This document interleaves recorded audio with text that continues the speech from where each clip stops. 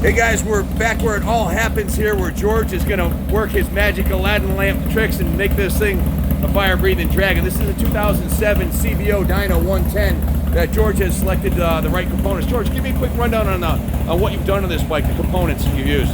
Okay, well obviously you know it was already a 110, so we put some compression to it, left it the same displacement.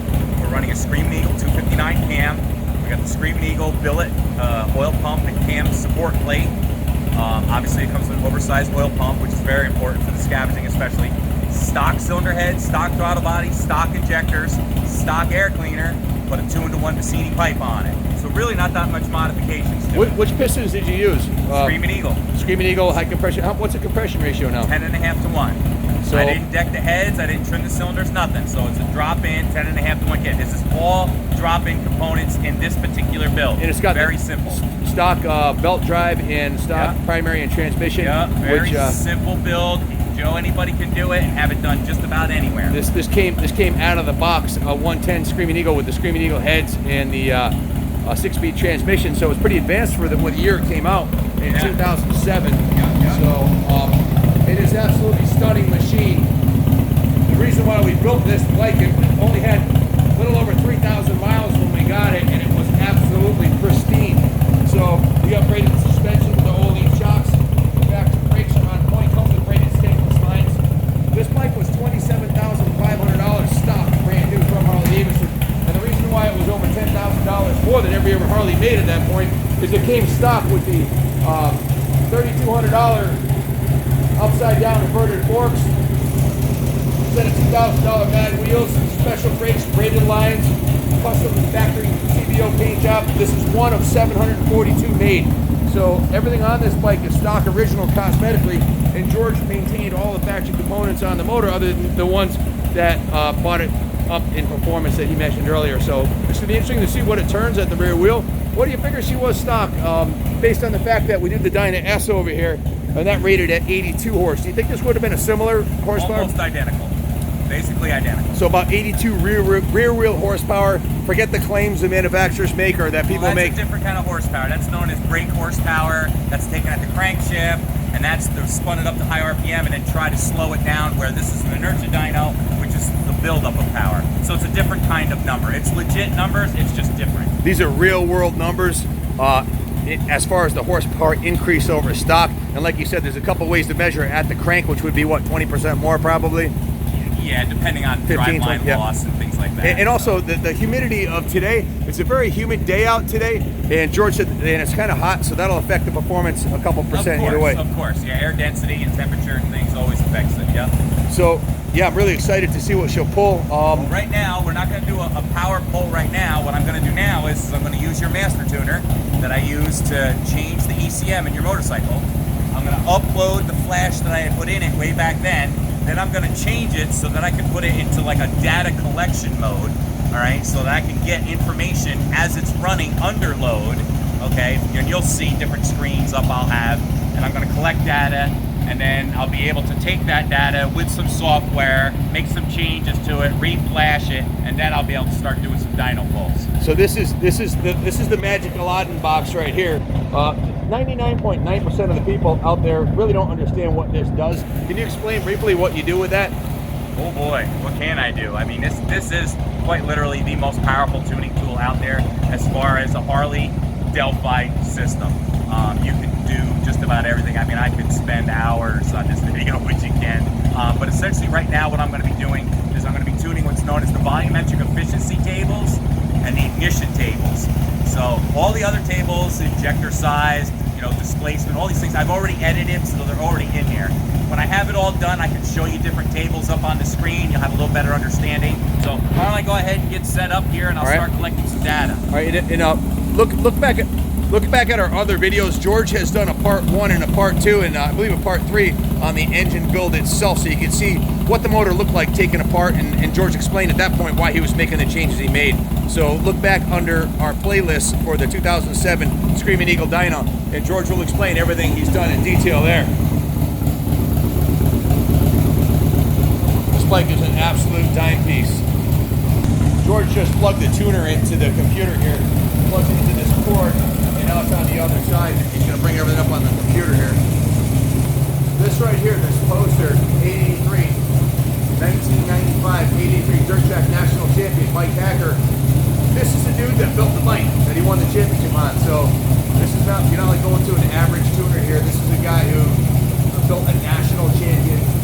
Davidson sponsor race machine, and also a bunch of the XR 750 factory racers. So this guy's the real deal. That's how we call him, the horsepower man.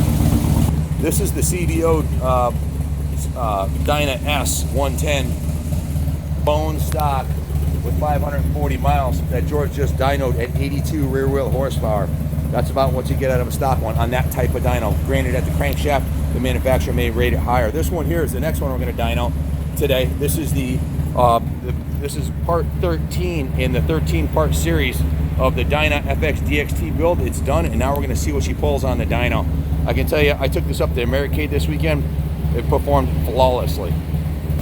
George is estimating the rear wheel horsepower on this one, based on his previous experience with these components, to be somewhere around 100 in the teens, 113, 115 in that area. We'll see in a moment. Okay, so what I had just done is I uploaded the flash that I had put in your bike a long time ago, back when we built it. Obviously now it's broken, we want to fine tune it. So I uploaded the flash that I had. I did some editing to several different tables to put it into what I'm going to call a data collection mode. I'm reflashing the motorcycle now, which I just finished. So now I reflashed it with very similar, but yet it's in a state where it's going to give me clean data so that I know what changes to make to go further with it. So now with it reflashed, now I'm going to turn the motorcycle off.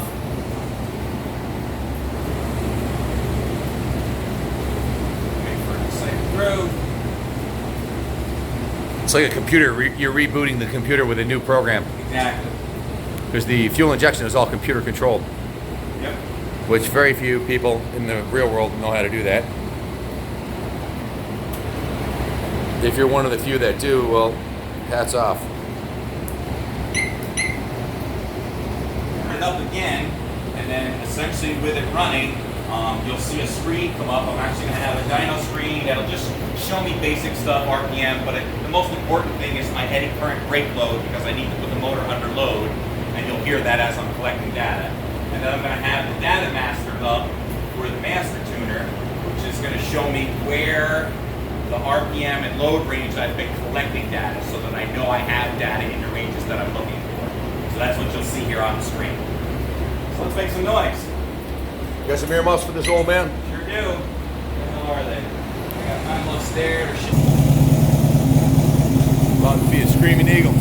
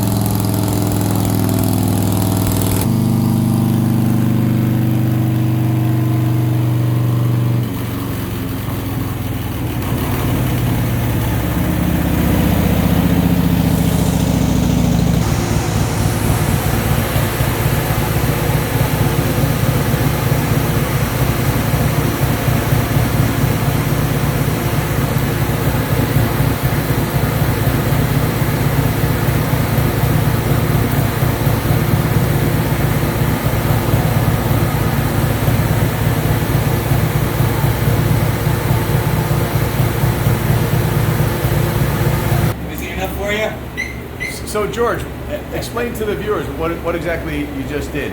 Well, when you saw that funny looking graph with all the squares and everything changing colors and things like this, the change of colors was telling me that I was collecting data for a certain amount of time and a certain amount of data. Basically, you want to turn it to a full bright blue. This way the computer has more than sufficient enough data to be able to calculate exactly what the VE efficiency was at the desired lambda voltage that I provided, blah, blah, blah, blah, blah, blah. Any case, now I just did a basic V-tune on it, which now that took the data that I gave it, compared it to the data of the stock flash that was in the bike before, and then I just did a process where it's going to correct that, and it just built another file. So now I'm going to pull that file up, and I'm going to make some more editing changes to it, and I'm going to reflash it with that file, and then we're going to do some dyno pulls and see what kind of power the bike's got. So basically, if this was a carbureted bike, that would be like changing all the jets and the timing and everything else, right? Absolutely. Everything. So what exactly modifies the fuel-to-air mixture and the timing also, or? Well, there are tables so that I can edit the ignition tables. Here, let me pull the file up here for you that we're actually going to be working from. So the initial flash that was in there was for the choked up stock exhaust and stock No. I built but before you worked on it. Yeah, the stock flash, of course. It had a stock flash and it had a set of pipes on it, so it was probably running lean or something like that, right? Well, it's funny. A lot of people, everybody always assumes that it's lean. I've seen plenty of times when you change an exhaust system, it actually goes rich. So, but the bottom line is it probably wasn't right the way when we started. Exactly. It had the 2-in-2 exhaust and the 2-in-1's preferred for performance. So, and the tune that you put in there was based on how many dyno tunes have you done over the years here? Well, gee, I don't know. Let's watch this. Here's a file list, and just this one particular type of file. Well, I'm in the A's. There's B's. Oh, there's C's. There we're into D's. So yeah, I've done and that's a just for lot. That's just for this particular style of motor. That's just for a J1850 ECM with this style programming. Yeah, I've done. How many years have you had this particular dyno? This is a Dyno Jet Model 250, right? Yeah, this is the 250i with the eddy current brake. That's what's nice about this one is I can change the computer and put the motorcycle under load. That's why when you saw me in the beginning, it sounded raspy, but then as I start going deeper into it, all of a sudden you can hear the motor really working because I was putting it under load. And then I would fine tune a little bit with your rear brake to just kind of hold it in certain spots for a couple of seconds. So it's taking where does it get? That's why actually if you touch this, you can feel this is hot. Where does it get the readings for to determine what the air fuel mixture its reading is? Well, the computer on the motorcycle, you remember this is a Delphi system, and in 07 they went to closed loop. So it has its own Bosch O2 sensors. So I can set up the flash, okay, remember I was telling you about collecting data. Yep. I dictate the lambda voltage number of the O2 sensors, and then I can run it, and it will use the stock O2 sensors to take readings so that I know where I'm at. That's what this whole thing was all about. So the initial flash was one based on years of experience, and it was probably within 10% of where it needed to be, right? Most certainly. So, but this will be a fine tuning to get it to be just about a perfect air fuel mixture. Yep. Based on our altitude right now. Is it just for altitude or? Well, it's obviously it's density, air density. Whether you go up, then you have less density. You go down, you get more density. The temperature goes down, you get more density. Temperature goes up, you get less density. So the computer won't adjust automatically for that? Well, this will. This will? Because it's closed loop. So what I'm doing is I'm center lining the lambda voltage, and with this particular setup, the computer is capable of, and I'm talking the motorcycle's computer, the ECM, is capable of a plus or minus 5% off the lambda voltage. So once I center line everything, like I'm doing right now on a 70-degree day, yeah, it's a little humid out, it's not the best day. Probably an average riding day, right? Exactly, an average riding day. So now I got the VE tables all center line. Now when you go riding, and let's say you go up Mount Washington, for instance, it's colder up there, you got some elevation. Well, the range in the lambda is going to be able to make adjustments so the motorcycle continues to run fine. Awesome. That's what this is all about. And if you did all these modifications and didn't do this, then you wouldn't be getting the maximum benefit from the increased compression and the free-flowing exhaust, and it'd probably run like crap. Hurting yourself even. Yeah. You know. So this is the real magic is in the tuning. Well, that's the magic in everything. Knowing what components work together. Because let's face it, you can have the best components. If they don't work in synergy, what good is it? So you have to have the proper components to work together, and then you have to have them properly tuned. How many years have you been running dynos here to test and tune your engines? What year did you start doing that? Well, it's kind of funny, you know, years ago, obviously, you know, we did a lot of the 883 road racing and the dirt track racing and things like this. And years ago, I believe it was 1992 or 93, something like that, we had a modern dyno, which was a Dynajet 150 without the eddy current brake though, but it was an inertia dyno. In any case, I started working on that. In 92? Yeah. So for 27 years you've been dyno tuning motorcycles. Oh yeah, yep. And that's like more than some of our clients have been alive, including both of our kids, I'm pretty sure. Yeah. So, yeah, we had a rider riding for us back then who at the time was the current national endurance champion, AMA national endurance champion, Jeff Dyno, and he was riding 883 road racers for us. And I was spending so much time in the dyno room trying to learn, because it's one thing to operate a dyno, it's another to be able to interpret the data. What's it telling you? I don't know. This is giving me a bunch of numbers. Okay, well, how do I apply that to the real world? Well, that's the magic. You need to be able to interpret the data. So I was spending a lot of time in the dyno, and I got a nickname, Dyno George, from Jeff Dyno. Yep, that's awesome. Yep. So how long has this dyno been in production? What year did you switch to this? This is the 250i. We got this one, I believe, in 2001. So you got about 18 years experience tuning bikes on this setup. You got an awful lot of fans set up in here, so it's pretty cool. You don't have to worry about the bike overheating. You got what? Yeah, well, if you noticed on the program, it had an engine temperature rating up there, and I was keeping it right in the 260, 270 Yeah, range. it was staying pretty cool, actually. Well, I wouldn't call it cool. I would call that normal operating temperature. Yeah, it wasn't overheating. I guess it would have been a better way to say it. Not at all. In fact, when you were going to the really pushing the motor, sometimes it was dropping down to like 274 or whatever. It was staying pretty consistent. Yeah, it's funny because you got to remember, when you start running under load, your air-fuel ratio goes richer. So the richer condition, you actually help to cool the combustion chamber. Yep. It's interesting.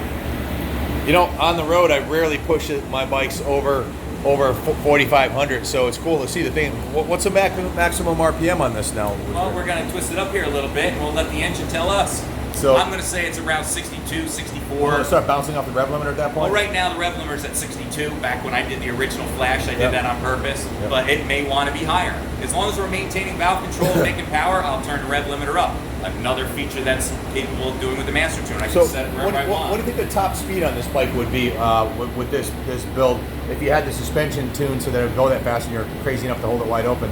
Well, you know, it's more than just a horsepower and torque thing when it comes to mile an hour. Yep. You know, your ability to get through the air dramatically influences how. I mean, if you go to the Bonneville Salt Flats, you know, those guys don't worry about, I mean, of course they worry about horsepower and torque, but they worry about how slippery the thing is through the air. Yep. You know, for big speeds. So a bike like this, that you're kind of slacked out with your legs forward, things like that, obviously this is going to require more power to get through the air versus, like, say, a GSX-R 600. Obviously that's going to be much more slippery through the air. And even though it produces, you know, a quarter of the torque, probably less than that, and, you know, whatever, horsepower about the same, it's going to go right by you on the big end. So this bike, stock is, with a stock tune, what do you think the top stock, what do it do stock out of the box? Mile an hour? Yeah. Oh, I don't know. At 82 horse? Yeah. Maybe 105, 110? Yeah, somewhere in there. So it should be able to do somewhere in the area of 140 now, probably? Well, see, that's the thing. If you're man enough to hold it wide open? Well, it's not so much that. When you actually get, as soon as you get above like 120, that air, you start needing a lot more power to get through that air. Yep. I remember road racing years ago, you know, and we got to 150 mile an hour, and it was amazing how much more power in the exact same motorcycle you needed to get 5 more mile an hour. I was watching massive changes. I was watching Big Bear Choppers last night, his videos, and he was saying that on a street glide with just a tuner kit, you know, running a tuner like you're doing here, a cam and a pipe with his suspension, the Öhlins front and rear suspension, it'll do 140 miles an hour. So, well, maybe. I'm not going to say no because I've never taken a bagger and tried to go 140. But sounds like a suicide mission to me. But well, I mean, proper suspension tuning. I mean, it'll handle. You know, it's just I personally never tried to do it. All right, let's see if we can find your file here. Particular table is your what's called your main air fuel ratio, your main lambda table. There's many different ways people call it. I'm going to set this now to the original. You can see anything that's highlighted with a 14.6, that means it's in closed loop. So that means the O2 sensing is controlling all of that area. So you can see all the way from 30 kPa all the way to high RPM, well, I should say to 3,000 RPM or 3,500 RPM, all the way across to 80 kPa, okay? You're staying in control with your O2 sensing, okay? Live, as you're riding. As soon as you start going high kPa and high RPMs, now obviously you don't want to run that lean, so obviously it's going to be brought down. You can see 13.2, 13.1, 13.0. We'll actually bring it a smidgen lower than that. And then to help control D-cell pop and things like that, low speed drivability, I'm also going to enrich in that slightly too. So let's go ahead and do that.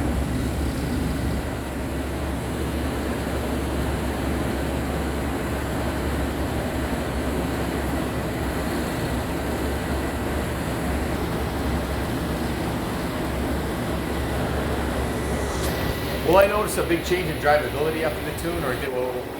Yeah. Well, you know, yours was pretty close, obviously. So you're not going to notice massive changes. Less, but there will certainly be differences. less popping, probably better throttle response, I would guess. Yeah, you're definitely going to notice changes in the motorcycle. It was a hoot to ride the way it was. It was freaking awesome. So, Yeah. like you said, you've done this tune 100 times, so it's probably was pretty close. So, Yeah. This was kind of a weird one because of this particular year in displacement, 07. That was the first year of the 110. Okay, with a non-fly-by-wire throttle body. So this one was actually a little bit of a weird one. That's why it took me a while to be happy with where I had it. It's basically ion sensing. If you instead of a NOx sensor in your engine, you have an ion sensing. So I had it disabled while I was collecting data. Now I'm going to enable it. Your EITMS, a lot of guys don't realize that their injected bikes have this, and basically what that stands for is Engine Idle Temperature Management System. Obviously it's an air-cooled motorcycle, so the only way it cools is if you're moving. Okay, if you're sitting idling, it's getting hot, and it will continue to overheat if left so. if you're at Laconia sitting in traffic Sitting for in an hour, traffic, you're cooking exactly, your motor. Did exactly. you set it up so it won't do that? Well, by enabling this, what it does is obviously it doesn't cool the motorcycle, but it helps to slow down the buildup of heat. Okay, so by having that turned on, it lowers the idle. Once it reaches a certain temperature, then it'll start to enrich in it at a certain temperature, and then it'll actually start skip firing the rear cylinder, which a lot of times on built motors may even make them stall.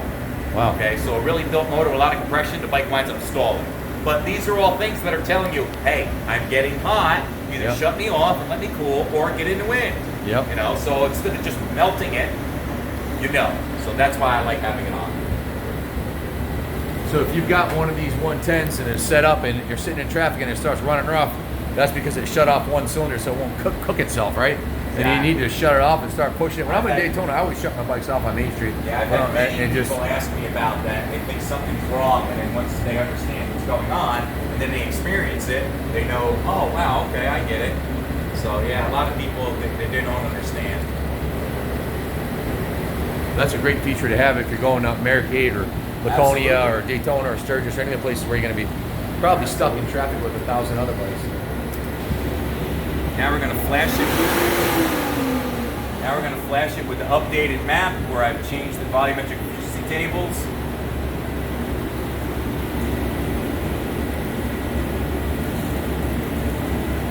And then we'll do a pull on the dyno, and we'll see Just programming the computer basically to with the changes that I just did to the volumetric efficiency tables and some other changes that I made. all the other settings. It's fantastic. Yep. And we'll do this, and then we'll see what kind of power we're pulling and things. And if it's still making power when it hits the rev limiter, well, I can come back in here and I can edit the rev limiter. I don't dictate. The motor tells me. That's the problem with a lot of tuners, is they forget that they're the ones supposed to be listening to the bike and the motor. It's Yep. not the other way around. You don't tell the motor tells you. Yep.